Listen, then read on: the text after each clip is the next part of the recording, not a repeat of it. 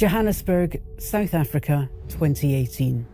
We're in a plush area in the north of the city called Sandton, otherwise known as Africa's richest square mile. It's skyscrapers, swimming pools, luxury shopping malls, glitz and glamour. In the middle of this area stands an imposing white building.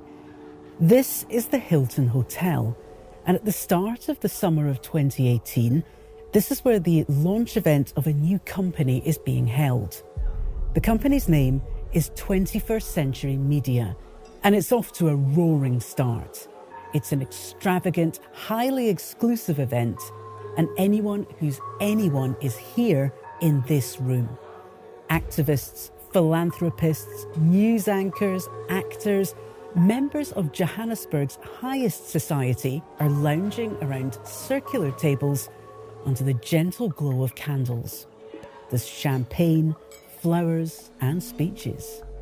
Everyone's attention is on the stage at the front of the room. There are 3 big screens. There's a click, a pause, and then a man's face appears on the screens. The same picture on each. He's grinning. This is the man everyone's been waiting to hear from. He's called Tom Motsepe, from a line of South African billionaires.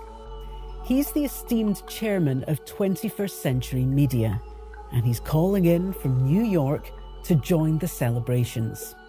He's wearing a blue waistcoat, a tie, and a designer watch worth 1.5 million rand. That's around $80,000. Today's a special day. It's Tom's birthday. He grins as everyone raises their glass and bursts into song. But there's something that nobody in this room knows. The man on the screen, the one they're all singing happy birthday to, he's lying to them. Because he's not actually in New York right now. He's in prison, a 5-hour drive away from this room in the Hilton Hotel. The company they're all here to celebrate doesn't exist. And this man's real name is THABO Bester. He's a convicted murderer and serial rapist. This is a story about how a fraudster, murderer and rapist worked his way into South Africa's most exclusive circles and how he almost escaped justice. This is True Crime Reports, a new global crime show from Al Jazeera, bringing you stories from the global south and beyond that often haven't reached the outside world. Today's episode, THABO Bester, Prison Break. Let me set the scene. The South Africa where Bester grows up is a complex place. Even in the 2010s, the roots of apartheid-era segregation still run deep. There's a huge wealth divide. Rates of inequality here are some of the highest in the world. And it's estimated that around 63% of the population lives below the poverty line. Sexual assault is a huge problem here.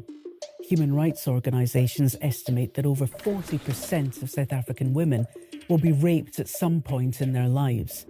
I'm Glenda Paul. I'm actually a forensic investigator, and I work in the private space at a company called IRS Forensic Investigations. Interpol labelled us recently the rape capital of the world. Our conviction rates at the moment, it sits between 10 to 12%. And then the other scary statistic is that less than 50% of the recorded cases would result in an arrest. This is the South Africa in which THABO Bester grows up. Bester is a murky figure, a slippery character who wears many faces. In the course of his life, he'll use as many as 13 aliases. But THABO Bester is the name his mum gives him. There's not a lot we know about his early life. He was never officially registered at birth. But reports say he was born in 1986 in a hospital on the outskirts of Johannesburg. Here's what we do know. Bester is born in Soweto, the predominantly black township just outside the city. Soweto is a 200 square kilometre sea of matchbox houses and tin roofs. This is where Nelson Mandela used to live. and it was centre stage in the resistance movement against apartheid. Bester's early years are tough. His parents aren't around, and he's raised by his grandmother. She dies when he's in his teens, and Bester is left on his own. Something that will come up again and again over the course of Bester's life is his taste for the high life. He cons and swindles his way into money, stealing from his victims to buy cars, watches, laptops, luxury apartments. When he's 17, Bester gets his first conviction. It's not clear what for, but this is the start of his criminal life. In 2006, he then spends 2 years inside for fraud. He's released on parole, but within a few years, he's back in prison. This time, it's for rape and murder. Bester pleads guilty to raping 2 women, models, and is given a 50-year sentence. He stood accused of luring really attractive young women in South Africa under the pretext of offering them lucrative modeling contracts. And he would meet up with them and he would wine them, dine them, and then hold them up, rape them, and rob them of their personal belongings. But that's not it.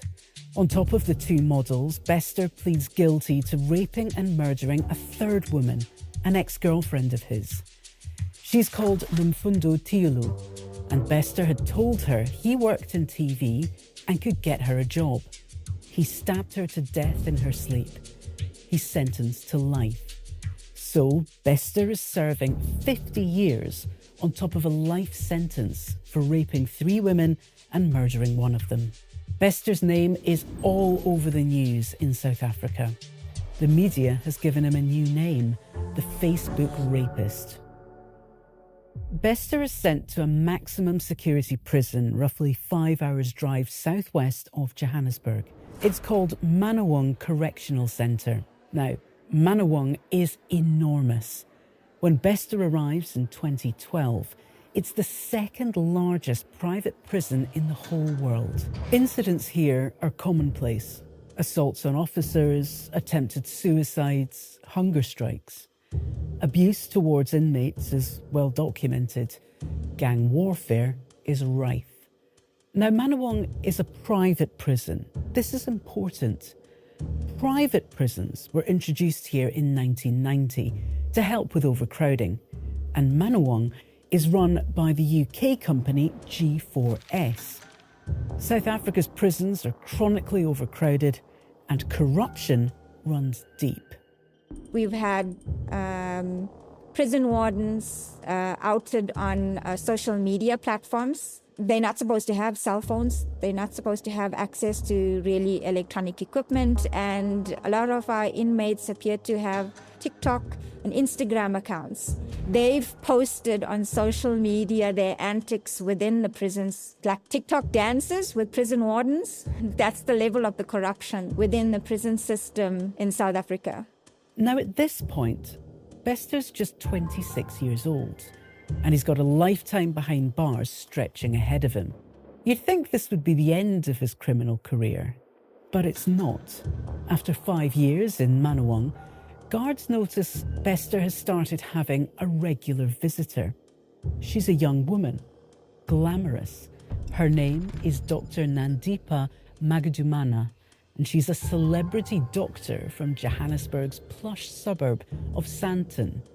She's rich, a member of high society, and has been listed as one of the most influential young South Africans over the years. She visited him several times over the years, writes one journalist. There was even a booking on Valentine's Day. Magadumana is Bester's link to the outside world. She sets up a fake property business run by Magadumana's real company, Aram Holdings. Suddenly, payments start landing into Bester's prison accounts. They've come from Aram Holdings. They had supposedly offered a service where you could purchase a property and they would come in and they would perform renovations for that property. And you would pay for those services. And what happened was none of those services were really delivered, and they actually pocketed the money.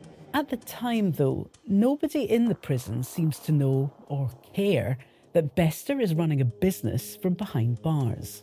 So when Bester asks for a laptop, the guards give him one. Bester says he's enrolled at college to study graphic design, and new students are allowed access to a computer to help them study. So Bester gets a laptop and access to the internet. And this is where he comes alive. He sets up another fake company. He calls it 21st Century Media, makes it look like an offshoot of the real media company 21st Century Fox, and lists himself as the chairman. He gives himself a new name, Tom Motsepe, and creates an elaborate backstory for his new alter ego. He says he used to be an executive at 21st Century Fox, and he's got various degrees from Harvard. And his new company is the new kid on the block that you should come and work for. Whispers about this new exciting media company move quickly through the highest echelons of Johannesburg society. And as the summer of 2018 arrives, THABO Bester settles himself against the wall of his cell and dials in for the launch event of 21st Century Media. He's calling in from New York, he tells them, and grins as the crowd sings him happy birthday. It was surreal, to say the least. I couldn't believe it. It lent itself to a lot of credibility. I mean, he appeared in a waistcoat and a tie, and he looked really presentable. He looked like a businessman. Bester's sham company, 21st Century Media, will exist for less than a year. However, in that time, Bester is thought to have made millions from the scam. He charged eye-watering prices for events that never happened and took money for contracts that were never completed. It's now widely accepted that Bester would have had a lot of help from corrupt prison officials to keep this scam up from within the prison walls. This is something we'll come back to. But within a year, Bester's luck runs out. He's got too confident and advertises for an event for women in the media. He lists American A-listers Halle Berry and Taraji P. Henson as guest speakers. Both women take to social media to say they're definitely not involved, and a social media storm ensues. Then the real 21st Century Fox gets onto Bester's case. They file a lawsuit against him, the mask is gone, the spell of Tom Motsepe lifted, and 21st Century Media is shut down. And then it's 2022, where this story takes another dramatic turn. It's the early hours of the 3rd of May, and there's panic at Manawong Correctional Facility. A fire's broken out, and smoke is billowing out of cell number 35, where Bester is. The flames eventually die down to reveal a body. It's burnt to a crisp. Bester is declared dead at 5:10 in the morning. There was a story that was released about a prisoner that had set himself alight at the Bloemfontein prison. And it didn't really get much traction until there was mention that it was THABO Bester that had, in all likelihood, set himself alight. I was deeply disturbed at how a prisoner managed to get a hold of flammable liquid and set himself alight, and that nobody was able to actually stop him from doing something like that. I was wondering about the safety and security issues around prisoners at that point in time. Shockwaves ripple through Johannesburg and across South Africa.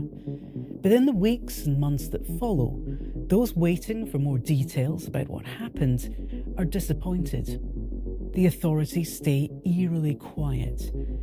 How did the fire break out? Have DNA tests been done on the body? Did Bester kill himself, or was somebody else involved? Nobody knows.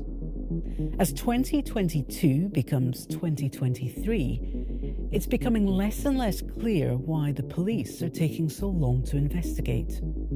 6 months after the fire, It's still not clear if DNA tests have been done on the body, and media requests to South African police come back without answers. So everyone wonders what's going on.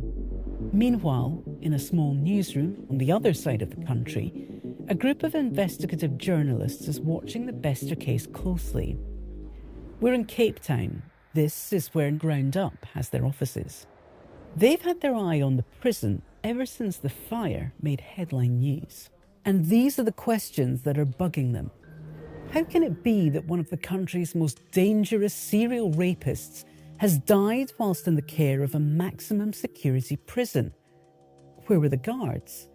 And why have the authorities been dragging their heels? But months into their own investigation, the case blows wide open and takes a turn that nobody expected. And that's sort of the time that I just had this very strong suspicion that Bester had not died. When the Ground Up editor heard in May 2022 that a devastating fire had broken out in THABO Bester's cell and nothing remained but a burnt body, his journalistic instincts smelled foul play. He put two of his best reporters on the case, Daniel Steyn and Marisha Damons. Marisha and her colleague's task is to discover how Bester had died. They get to it, and bit by bit, they start to piece together details that suggest a completely different story to the one they thought it was. There were just so many unanswered questions and things that just didn't make sense to me. For example, how do you start a fire in a maximum security prison? Are you telling me that nobody saw anything, nobody smelt anything, nobody heard anything? After we published the first story in November 2022, that story luckily did result in us getting multiple tip-offs, and one of these tip-offs was somebody who actually worked at the prison, and they notified us that the CCTV footage had actually been tampered with. And there was also a testimony of one of the inmates, and he said that in the days leading up to this fire, Bester was uncharacteristically happy. He was jovial and spoke about going away very soon, and obviously this inmate was very confused because you're serving a lifetime sentence. What do you mean you're going away soon? Marisha then discovers that Bester had moved cells shortly before the fire. A prison official had placed him alone in cell 35, a corner cell where it was difficult for CCTV cameras to see him. Secondly, they find a note from that night's logbook. A prison officer had written that the CCTV cameras pointing at the prison exit were not at the correct angle. Thirdly, astonishing CCTV footage emerges from the night of the fire, showing two figures running from the prison in the early hours of the morning. Then there's the body itself. Marisha and Daniel find a police mugshot showing Bester to be 1.7 metres tall, but the body that was found in the cell was less than 1.5 metres tall. Most incriminatingly, the post-mortem results, which are finally leaked around 6 months after the fire, they show that the person whose body was found in the cell actually died before the fire from a blow to the head. There was no smoke in his lungs, and a strong smell of paraffin, a flammable liquid, around his bronchi and trachea. It was just an entire setup of unanswered questions that gave me a very uneasy feeling about the circumstances surrounding the night of the fire, and I was strongly leaning towards the side that maybe Bester might have escaped. The evidence mounts. Marisha starts to piece together a picture of what's been happening since the fire. My colleague Daniel got to the office quite early, and just as he arrived, the phone rang. And when he answered it, it was a woman telling him that she had seen our article, and she suspected that she actually had a photo of THABO Bester, that she was in Woolworths in Sandton City, and she saw Nandipa Magudumana, who is a celebrity doctor, and she's a fan of Nandipa, so she decided to capture a couple of secret shots of Nandipa shopping at Woolworths. But she then saw that Nandipa was shopping with a man who was not her husband. And she decided to then capture a picture of Nandipa and this man. But what was interesting is that this photo, or these photos rather, were taken on the 30th of June, more than a month after Bester's supposed death. Then a woman comes forward with a story that months after the fire, she actually met Bester. She says they'd had rough, aggressive sex that had left her feeling shocked and disgusted. Others come forward with stories that suggest Bester's been continuing his scams since the fire. While the authorities continue to insist that Bester had died that night in his cell, it looks like Bester and Magudumana have been contacting people on behalf of Aram Holdings. They promise construction services they never deliver on and make millions of rand. It's even reported that someone looking like Bester has been contacting influencers to take part in a new Netflix series that he's working on called Hot Property Chicks, which, by the way, doesn't exist. Under mounting pressure and a pile of evidence collected by Marisha, the Department of Correctional Facilities finally admits, after 10 months, that Bester is still at large. Ground Up has collected and released extensive evidence, all pointing to one conclusion. Bester faked his own death, escaped from prison, and he and Magudumana have been actively scamming people since then. News of his escape spreads like wildfire around South Africa, and he and Magudumana are being called South Africa's Bonnie and Clyde. His victims say they're terrified to hear the news, and people are outraged. The manhunt is on. And so we come to the 4th of April 2023. Police have finally tracked Bester and Magudumana down to a luxury mansion in that rich suburb of Sandton. It's rented by Magudumana, and this is where she and Bester have been living for the last year.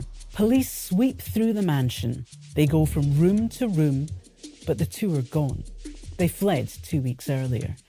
The only thing the police find is an $80,000 designer watch that's been left on Bester's bedside.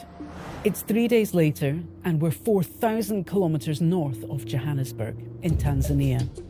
A black SUV is racing its way towards the Kenyan border when it's stopped by Tanzanian police. There are 3 people inside.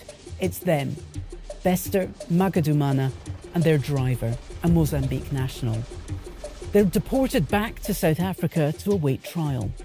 Bester is formally identified by a fingerprint match, and a parliamentary investigation into the institutional failings is opened. So, huge questions remain. How did he do it? Marisha and Daniel pieced together a timeline and released the details in Ground Up. This is how they think Bester did it.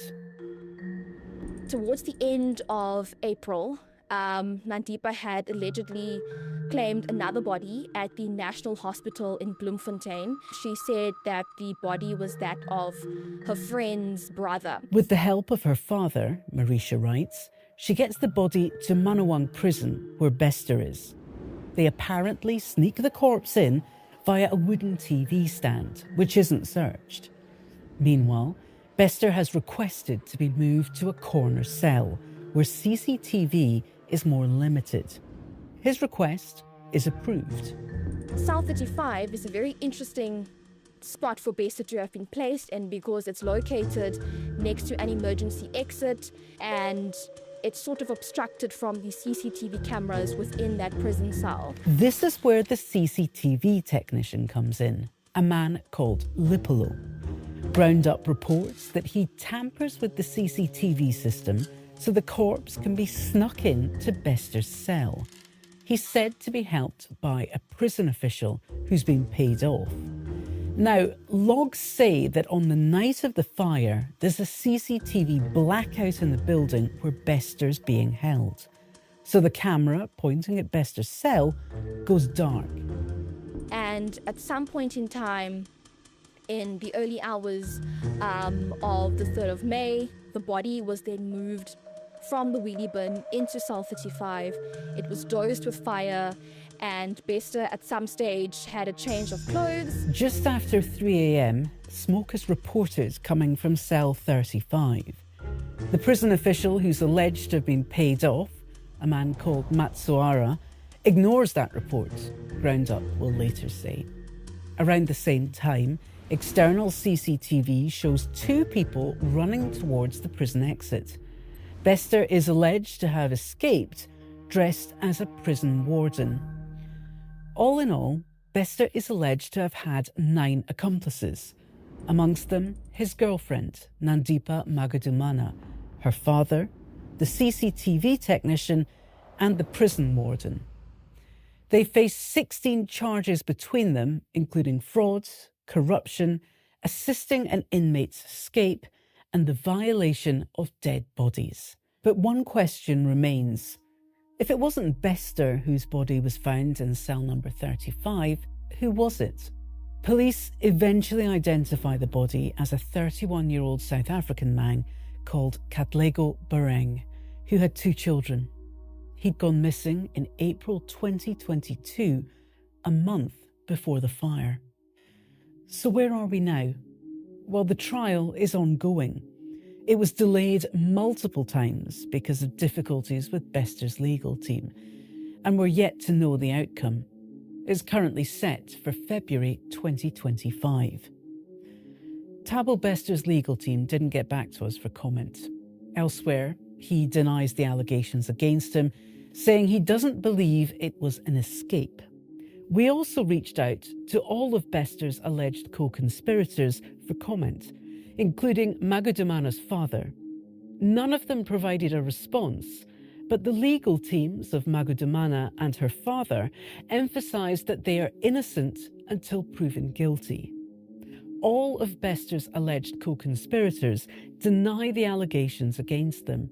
And as of December 2024, some of them have since pleaded to be granted bail.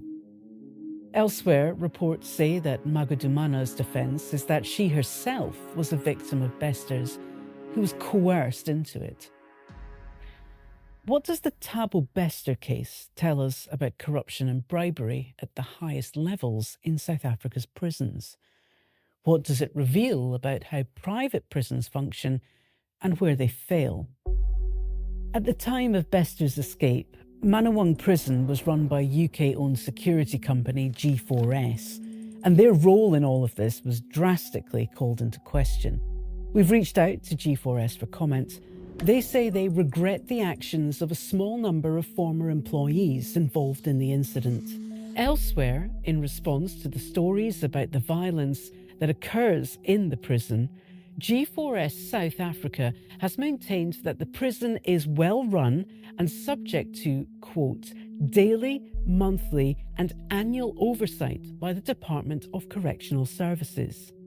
However, the DCS announced in May 2023 that they've terminated G4S's contract with the prison, which is due to expire in 2026. More shocking, perhaps, is a detail that Roundup revealed as part of their expose into the escape. They report that the Deputy Minister of Correctional Services, in fact, knew Bester had escaped.